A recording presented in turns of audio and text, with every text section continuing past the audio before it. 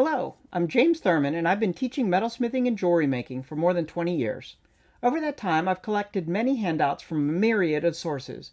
I started assembling them under broad topics to become ultimate resources for students and teachers alike. If you have some great handouts I should add, please email me. I've created this short video overview of my ultimate compilations to help share this resource with a larger audience. I won't go into detail about each handout, but just share some of the reasons why I found it helpful and included it. Feel free to go to my website, jamesthurman.com, and download the PDF from my resources page if you like. At the University of North Texas, we teach all of our metalsmithing and jewelry majors basic forging, both ferrous and non-ferrous. The following is just a set of wonderful drawings that I think just clearly illustrates the process and also the possibilities.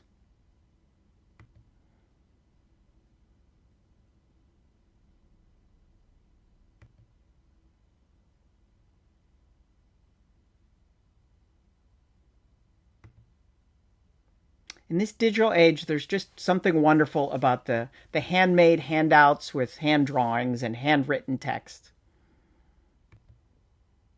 And I love that this one has so many different kind of possibilities and illustrations of design approaches.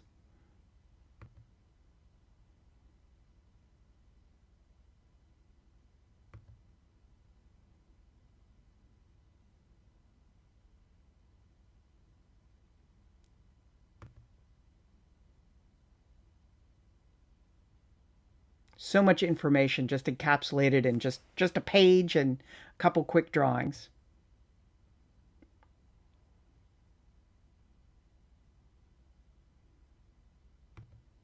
And even gets into some slightly maybe more involved or advanced techniques.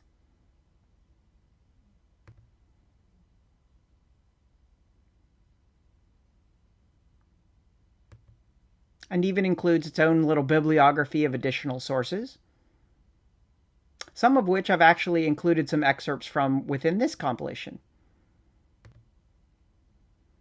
I go to Tim McCrite's Complete Metalsmith for many references, especially for beginners, but still continue on depending on what you need to do.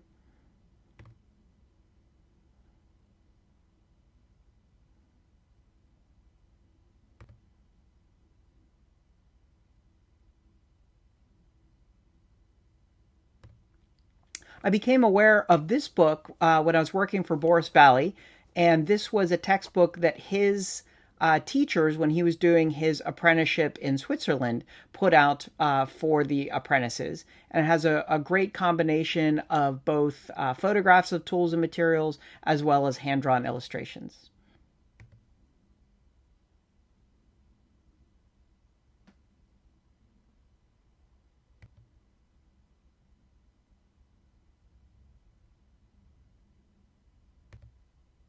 This book, translated by Charles Luton Brain, is focused on goldsmithing, obviously more for jewelry making, and is somewhat technical, but really does a wonderful job explaining and illustrating processes and techniques.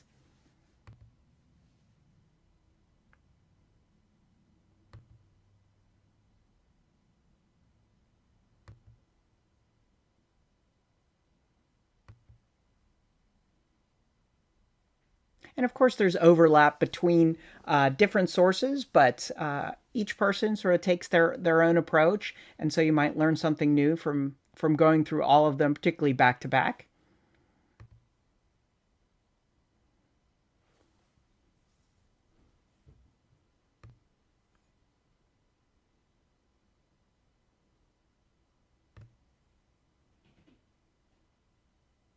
I really like this illustration of force from different hammer types, and I think it does an excellent visual job of showing how the hammer is affecting the metal based on its shape.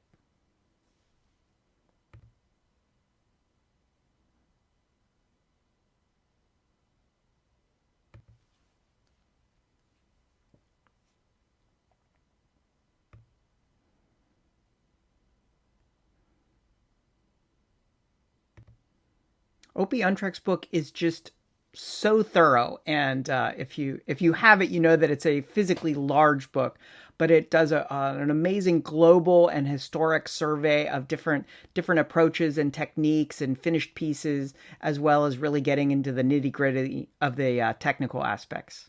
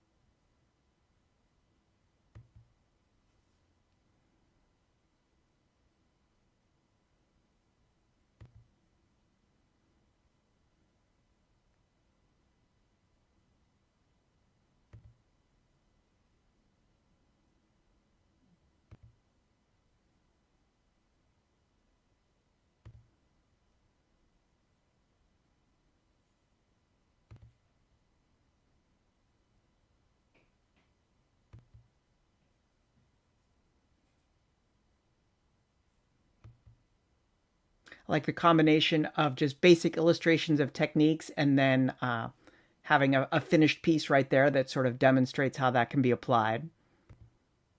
And some other wonderful historic examples that show just how far you can take just a basic technique, like something like twisting.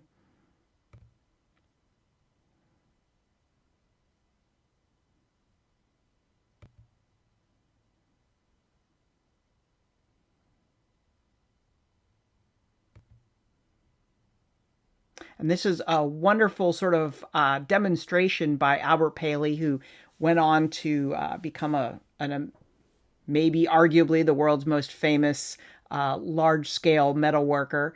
And this is really where he started with his forging techniques with jewelry. And so you can see a step-by-step photographic stages of how he made some of those early pieces, and really focusing in on one piece for this one.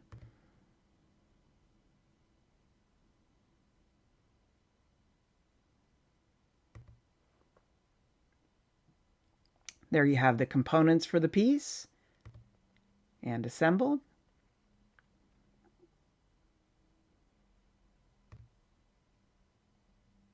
And some newer photographs from a couple different more recent books.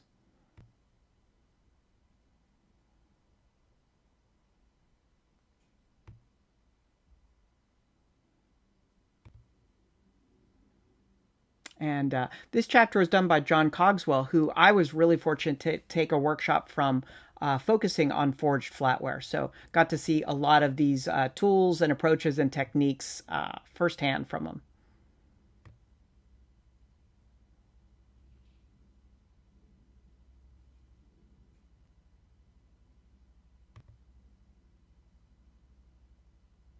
I like how he really details just basic important things that are long term factors for health and safety, as far as proper grip and use of a hammer.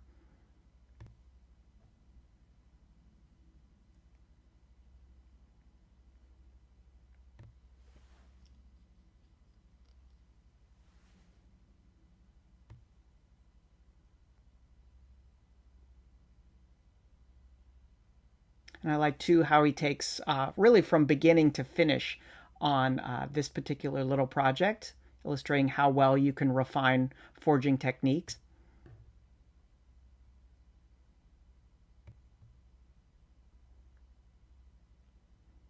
And there's another gallery of examples of other people's work using very similar techniques.